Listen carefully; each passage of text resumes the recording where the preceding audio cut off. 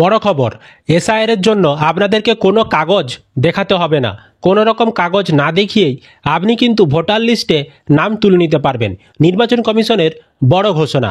তো আপনার জন্ম 1987 সালের আগে হোক বা পরে হোক, বা 2004 সালের আগে জন্ম বা 2004 সালের পরে জন্ম হোক, আপনাদেরকে কিন্তু কাগজ না দেখিয়েই এসআইআর এর নাম তুলে নিতে পারবেন। কাদেরকে কাগজ দেখাতে হবে না বা কাদেরকে কাগজ দেখাতে হবে, কাগজ দেখাতে হলেও কি কি কাগজ আপনাদেরকে দেখাতে হতে পারে, আধার কার্ড দিয়ে এসআইআর করা যাবে কি যাবে না, আধার কার্ড ব্যবহারের নিয়ম কি চালু করেছে, কাদেরকে শুনানির জন্য ডাকা হবে, এই সমস্ত বিষয়গুলো নিয়ে আমরা আজকের এই ভিডিওতে আলোচনা করব। অবশ্যই কিন্তু ভিডিওটি আপনাদের উপকারে আসবে। লেটেস্ট যে নোটিফিকেশন জারি করা হয়েছে, আগের দিনেই কিন্তু এসআইআর এর ঘোষণা হয়েছে পশ্চিমবঙ্গ সহ মোট 12টি রাজ্যে। তো লেটেস্ট যে নোটিফিকেশন জারি করা হয়েছে সেই নতুন নিয়মটা নিয়ে আমরা আজকের এই ভিডিওতে আলোচনা করব। অবশ্যই ভিডিওটি উপকারে আসবে, শেষ পর্যন্ত ভিডিওটি দেখতে থাকুন। চ্যানেলে নতুন হলে এই ধরনের লেটেস্ট আপডেট পাওয়ার জন্য অবশ্যই কিন্তু চ্যানেলটিকে সাবস্ক্রাইব করে রাখবেন। বন্ধুদেরকে বেশি বেশি করে ভিডিওটা শেয়ার করে দিন, তারাও যাতে খবরটি জানতে পারে। ফেসবুক থেকে যদি আপনি ভিডিওটিকে দেখে থাকেন অবশ্যই কিন্তু পেজটি ফলো করে রাখবেন। চলুন আপনাদেরকে আমি বিস্তারিত স্ক্রিনে সমস্ত কিছু বুঝিয়ে দিচ্ছি। একটাই অনুরোধ, ভিডিওটা শেষ পর্যন্ত দেখবেন, নইলে কিন্তু আপনি বিষয়টা বুঝতে পারবেন না। ভিডিওটা শেষ পর্যন্ত দেখে যান, আপনারা সমস্ত কিছু সহজভাবে বুঝে যাবেন। আর আবারও একবার বলছি, ভিডিওটা বেশি বেশি করে বন্ধুদেরকে শেয়ার করে দেবেন। পশ্চিমবঙ্গে যে এসআইআর হবে তাতে কিন্তু 3টা ক্যাটাগরি ভাগ করা হয়েছে জন্ম তারিখ অনুযায়ী। তো আপনার যেই সালে জন্ম সেই ধরনের ডকুমেন্ট আপনাদেরকে দিতে হবে, বা আপনার বাবা মায়ের সেই ধরনের ডকুমেন্ট দিতে হবে। কি বলা হচ্ছে বিস্তারিত দেখুন। তো প্রথমে আমরা আলোচনা করব, যদি আপনার জন্ম ভারতবর্ষে হয়ে থাকে 1/7/1987 সালের আগে, তাহলে আপনাকে কি ডকুমেন্ট দিতে হবে। এখানে বলা হচ্ছে যে কোনো ডকুমেন্ট আপনি দিন। নিচে যে লিস্ট দেওয়া রয়েছে 12টি কাগজের, সেখানে আধার কার্ডের কথাও কিন্তু বলা রয়েছে। আমি সেই বিষয়টাও আলোচনা করব, ডকুমেন্টসের লিস্ট নিয়ে স্পেশালভাবে, এবং স্পেশালভাবে আধার কার্ডের বিষয়টা নিয়েও আলোচনা করব। তো অবশ্যই ভিডিওটা শেষ পর্যন্ত দেখবেন। তো নিচে যে 12টি ডকুমেন্টের লিস্ট দেওয়া রয়েছে তার মধ্য থেকে আপনাদেরকে একটা যে কোনো কাগজ আপনাদেরকে দিতে হবে, আপনার জন্মের প্রমাণপত্র হিসাবে, বা কোথায় জন্ম হয়েছে, কত তারিখে জন্ম হয়েছে তার প্রমাণপত্র হিসাবে। এবার দেখুন, আপনার নাম যদি 2002 সালের ভোটার লিস্টে থেকে থাকে, অথচ আপনার জন্ম 1/7/1987 সালের আগে, তাহলে আপনাকে কোনো কাগজ জমা দিতে হবে না। ঠিক আছে, বোঝাতে পেরেছি। এবার দেখুন, আরেকটাও এখানে বিষয় রয়েছে। আপনি কোনো কাগজ জমা দিলেন না, আপনার নাম 2002 সালের ভোটার লিস্টে রয়েছে, এবার দেখা যাচ্ছে ম্যাচ করতে পারছে না, 2002 সালের ভোটার লিস্টের সঙ্গে ম্যাচ করা যাচ্ছে না আপনার তথ্যের।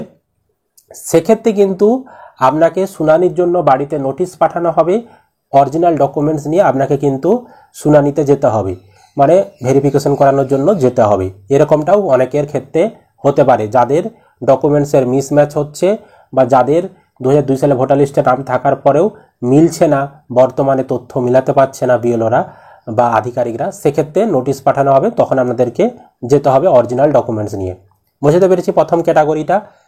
এবার দেখুন, আপনার জন্ম ভারতবর্ষে হয়েছে 1/7/1987 সাল থেকে 2/12/2004 সালের মধ্যে ভারতবর্ষে হয়েছে জন্ম, তাহলে কি ডকুমেন্টস দিতে হবে আপনাকে? আপনার নিজের জন্মের প্রমাণপত্র হিসাবে একটা ডকুমেন্ট দিতে হবে, এবং বলেছে আপনার বাবা অথবা মায়ের যে কোনো একজনের আপনাকে জন্মের প্রমাণপত্রের একটা ডকুমেন্ট দিতে হবে। এবার যেহেতু 1/7/1987 থেকে 2/12/2004 সালের মধ্যে আপনার জন্ম, তার মানে স্বাভাবিকভাবেই আপনার 2002 সালের ভোটার লিস্টে নাম আপনার থাকবে না। তার মানে আপনাকে কিন্তু যে কোনো ডকুমেন্ট যে লিস্টে দেওয়া রয়েছে তার মধ্য থেকে একটা ডকুমেন্ট আপনাকে দিতে হবে। তারপর এখানে বাবা অথবা মায়ের মধ্যে যে কোনো একজনের, নিচে যে ডকুমেন্টসের লিস্ট দেওয়া রয়েছে তার মধ্য থেকে যে কোনো একটা ডকুমেন্ট দিতে হবে। এবার যদি আপনার 2002 সালে ভোটার লিস্টে দেখা যাচ্ছে আপনার বাবা অথবা মায়ের যে কোনো একজনের নাম রয়েছে, সেক্ষেত্রে বলা হচ্ছে যদি বাবা মায়ের নাম 2002 সালে ভোটার লিস্টে থেকে থাকে, তাহলে বাবা মায়েরও কোনো ডকুমেন্টস আপনাকে জমা দিতে হবে না। ঠিক আছে।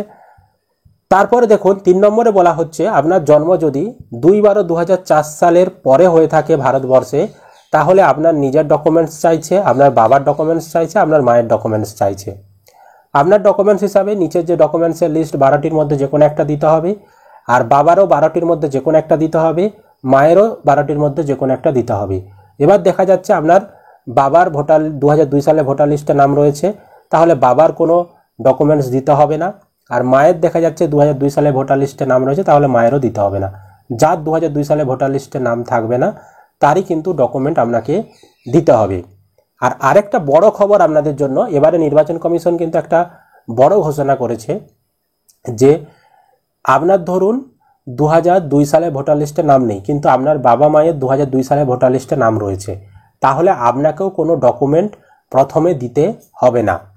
ঠিক আছে, শুধুমাত্র এনুমেরেশন ফর্ম পূরণ করে জমা দিলেই হবে। এরকমটাও কিন্তু কালকে যে এসআইআর ঘোষণা হয়েছে সেখানে কিন্তু বলা হয়েছে। তো আপনি এনুমেরেশন ফর্ম জমা দিয়ে দিলেন, কোনো ডকুমেন্টস ছাড়াই দিলেন, যদি আপনার বাবা মায়ের নাম 2002 সালে ভোটার লিস্টে রয়েছে। এবার কি হবে, যখন ভেরিফিকেশন করবে তখন যদি কোনো ত্রুটি তারা পায়, সেক্ষেত্রে ওই যে নোটিশ পাঠাবে আপনাদেরকে, তখন অরিজিনাল ডকুমেন্টস নিয়ে ভেরিফিকেশনের জন্য যেতে হবে। আর আপনাদের বাড়িতে যখন বিএলও ফর্ম দিতে আসবে, তারা যখন ফর্মটা আমাদের কাছ থেকে নেবে, তো আপনাদেরকে কিন্তু ডকুমেন্টসের কথা তারা বলবে যে ডকুমেন্টস কাদের লাগবে না, সেটাও কিন্তু আপনাদেরকে বুঝিয়ে বলে দেবে। তো আপনি তাদেরও পরামর্শ নিতে পারেন বিএলও যখন আপনার বাড়িতে ফর্মটা নিতে আসবে তখন। ঠিক আছে, তো যাদের 2002 সালে ভোটার লিস্টে নাম রয়েছে, যাদের রয়েছে বা যাদের বাবা মায়েদের রয়েছে, তাদের ক্ষেত্রে প্রাথমিকভাবে কোনো ডকুমেন্টস দিতে হবে না, এরকমটাই কিন্তু বলা হচ্ছে। তবে যদি কোনো ওই যে ত্রুটি পাই, মিসম্যাচ হচ্ছে, ম্যাচ খাচ্ছে না, তখনই আপনাদেরকে ডকুমেন্টস দিতে বলা হচ্ছে। আর যখন ডকুমেন্টস আপনাকে দিতে বলা হবে তখন কিন্তু এই অনুযায়ী আপনাদেরকে ডকুমেন্টস দিতে হবে। ঠিক আছে, বিষয়টা বোঝাতে পেরেছি। আর যাদের প্রথমেই যখন আবেদন করবেন, যাদের 2002 সালে ভোটার লিস্টে নাম নেই, বাবা মায়েদেরও নাম নেই, তাদের ক্ষেত্রে যখন আপনি ফর্ম পূরণ করবেন তখন কিন্তু আপনার নিজেরও ডকুমেন্টস দিতে হচ্ছে। আর আপনার বাবা মায়েদের যদি 2002 সালে ভোটার লিস্টে নাম না থেকে থাকে, তাহলে বাবা মায়েরও কিন্তু ডকুমেন্টস আপনাদেরকে দিতে হচ্ছে। এবার দেখুন যে ডকুমেন্টসের লিস্ট এখানে বলা হচ্ছে, সেটা কি কি বলা হচ্ছে। এখানে দেখতে পাচ্ছেন মোট কিন্তু 1 থেকে 12টা ডকুমেন্টসের কথা কিন্তু এখানে বলা রয়েছে, এবং 12 নম্বরে আধার কার্ডের কথাও কিন্তু বলা রয়েছে। এখানে ইংরাজিতে সমস্ত কিছু ডকুমেন্টসের কথা বলা রয়েছে, আমি আপনাদেরকে বাংলাতে সহজভাবে বুঝিয়ে দিচ্ছি। দেখুন, 1 নম্বরে বলেছে কেন্দ্র, রাজ্য বা রাষ্ট্রায়ত্ত সংস্থার স্থায়ী কর্মী অথবা পেনশনভোগীর পরিচয়পত্র বা পেনশন পেমেন্টের অর্ডার, এই ধরনের কোনো কাগজ থাকলে সেটা আপনি দিতে পারেন। 2 নম্বরে বলেছে 1987 সালের 1 জুলাইয়ের আগে সরকার, স্থানীয় প্রশাসন, ব্যাংক, পোস্ট অফিস, এলআইসি অথবা রাষ্ট্রায়ত্ত সংস্থার দেওয়া যে কোনো নথি, পরিচয়পত্র অথবা সার্টিফিকেট থাকলে আপনি দিতে পারেন। 3 নম্বরে জন্ম শংসাপত্র অর্থাৎ জন্ম সার্টিফিকেট থাকলে সেটা দিতে পারেন। 4 নম্বরে পাসপোর্ট বলেছে, পাসপোর্ট থাকলে আপনি দিতে পারেন। 5 নম্বরে শিক্ষিত বোর্ড বা বিশ্ববিদ্যালয় থেকে প্রাপ্ত মাধ্যমিক, উচ্চ মাধ্যমিকের শংসাপত্র, মানে মাধ্যমিকের অ্যাডমিট কার্ড বা পাস সার্টিফিকেট বা আপনার যে মার্কশিট বা উচ্চ মাধ্যমিকের অ্যাডমিট কার্ড, পাস সার্টিফিকেট বা মার্কশিট, হ্যাঁ, এই ধরনের কোনো ডকুমেন্ট থাকলে সেটাও আপনি দিতে পারেন। তারপর 6 নম্বরে বলেছে রাজ্য সরকারের উপযুক্ত কর্তৃপক্ষের দেওয়া স্থায়ী বাসস্থানের শংসাপত্র, পার্মানেন্ট রেসিডেন্ট সার্টিফিকেট। তো এটা অনেকেই এসডিও রেসিডেন্ট সার্টিফিকেটের কথাই বলছে, পঞ্চায়েত রেসিডেন্ট সার্টিফিকেটে হয়তো মান্যতা দেবে না, তো সেক্ষেত্রে এসডিও যে রেসিডেন্ট সার্টিফিকেট সেটা আপনাদেরকে নিতে হবে। তো এটা এই রেসিডেন্ট সার্টিফিকেটটা থাকলে সেটাও আপনি দিতে পারেন এসআইআরের সময়। 7 নম্বরে বলেছে ফরেস্ট রাইট সার্টিফিকেট, অর্থাৎ বন বিভাগ থেকে আপনাদেরকে পাট্টা দিয়ে থাকে, তো সেই পাট্টার কাগজ যদি থেকে থাকে সেটা আপনি দিতে পারেন। 8 নম্বরে বলেছে এসসি, এসটি, ওবিসি বা যে কোনো জাতিগত শংসাপত্র অর্থাৎ কাস্ট সার্টিফিকেট আপনার থাকলে সেটা আপনি দিতে পারেন। 9 নম্বরে বলেছে ন্যাশনাল রেজিস্টার্ড অফ সিটিজেন্স অর্থাৎ এনআরসি বা জাতীয় নাগরিক পঞ্জি, এনআরসি সার্টিফিকেট যাদের রয়েছে তারা সেই কাগজ দিতে পারেন। 10 নম্বরে বলেছে রাজ্য বা স্থানীয় প্রশাসনের দেওয়া পারিবারিক রেজিস্টার্ড সার্টিফিকেট, সেটা থাকলে সেটাও আপনি দিতে পারেন। 11 নম্বরে বলেছে জমি অথবা বাড়ির সরকারি দলিল, অর্থাৎ জমি বা বাড়ির সরকার থেকে যে প্রাপ্ত আপনারা জমি বাড়ি পেয়ে থাকেন বা আপনাদেরকে কোনো অ্যালটমেন্ট করেছে, জমি বাড়ি দিয়েছে সরকার থেকে, সেই ধরনের কোনো কাগজ যদি থেকে থাকে সেটাও কিন্তু আপনি এসআইআরের জন্য দিতে পারেন। আর 12 নম্বরে বলেছে আধার, তবে এখানে ব্যাকেটে দেখুন বলা রয়েছে নির্বাচন কমিশনের 9 সেপ্টেম্বরের নির্দেশিকা অনুযায়ী এর সঙ্গে উপরোক্ত 11টি নথির যে কোনো একটি দিতে হবে। এর মানে হচ্ছে শুধু যদি আপনি আধার কার্ডটা দেন তাহলে কিন্তু কোনোভাবেই আপনি এসআইআরে অন্তর্ভুক্ত করাতে পারবেন না নাম। আধার কার্ড আপনি দিচ্ছেন, ঠিক আছে, ভালো ব্যাপার, তবে আধার কার্ড বাদেও উপরে যে 11টি কাগজের কথা বলা রয়েছে তার মধ্য থেকে যে কোনো একটা কাগজ আপনাদেরকে দিতে হবে, সেটাই বলা হচ্ছে। তার মানে শুধু আধার কার্ড দিয়ে আপনি এসআইআর করতে পারবেন না, বাকি 11টির মধ্যে যে কোনো একটা কাগজ কিন্তু আপনাদেরকে দিতে হবে। তো এইভাবে কিন্তু ডকুমেন্টসের কথা বলা রয়েছে। আমি এবার আপনাদেরকে একটু সহজভাবে বলে দিচ্ছি। 2002 সালে ভোটার লিস্টে যদি আপনার নাম থেকে থাকে বা আপনার বাবা মায়ের যদি নাম থেকে থাকে, আপনাদেরকে কোনো কাগজ জমা করতে হবে না। তবে যদি আপনার বাড়িতে নোটিশ আসে যে আপনি ফর্ম যখন জমা করে দিলেন, তারপরে যদি তারা দেখে যে কোনো ভুল রয়েছে, কোনো মিল খাচ্ছে না, তারপরে যদি আপনার বাড়িতে শুনানির নোটিশ আসে, তখন আমাদেরকে অরিজিনাল ডকুমেন্টস নিয়ে ভেরিফিকেশনের জন্য যেতে হবে। ঠিক আছে। আর যাদের 2002 সালে ভোটার লিস্টে নাম নেই বা বাবা মায়েদেরও যাদের 2002 সালে ভোটার লিস্টে নাম নেই, তাদের ক্ষেত্রে আমি কিন্তু যেই জন্ম তারিখের কথা আমি প্রথমেই দেখালাম, যেমন জন্ম তারিখ হবে সেই অনুযায়ী কিন্তু আমাদেরকে ডকুমেন্টস প্রথমেই ফর্ম যখন জমা দেবেন তখনই কিন্তু আমাদেরকে দিয়ে দিতে হবে। বা যখন শুনানির জন্য যদি ডাকেও আপনাদেরকে, তখনও কিন্তু ওই যে ডকুমেন্টসের লিস্ট বলেছে সেই অনুযায়ী কিন্তু আপনার বাবা মায়ের ডকুমেন্টস নিয়ে আপনাদেরকে শুনানিতে যেতে হবে। ঠিক আছে, বোঝাতে পেরেছি আপনাদেরকে। তো আমাদের চ্যানেলে এনুমারেশন ফর্ম কীভাবে পূরণ করতে হয়, যে নতুন ফর্ম পূরণ করা আর প্রসেস দেখানো হয়েছে, নতুন ফর্ম প্রকাশিত হয়েছে, সেই নিয়ে চ্যানেলে ভিডিও দেওয়া রয়েছে। তো অবশ্যই কিন্তু চ্যানেলে গিয়ে আপনারা নতুন ভিডিওটি দেখে নেবেন, একদম লেটেস্ট আপডেট। আশা করি আপনারা ভিডিওটি বুঝতে পেরেছেন। যদি কোনো প্রশ্ন থাকে অবশ্যই কমেন্ট করে জানাবেন।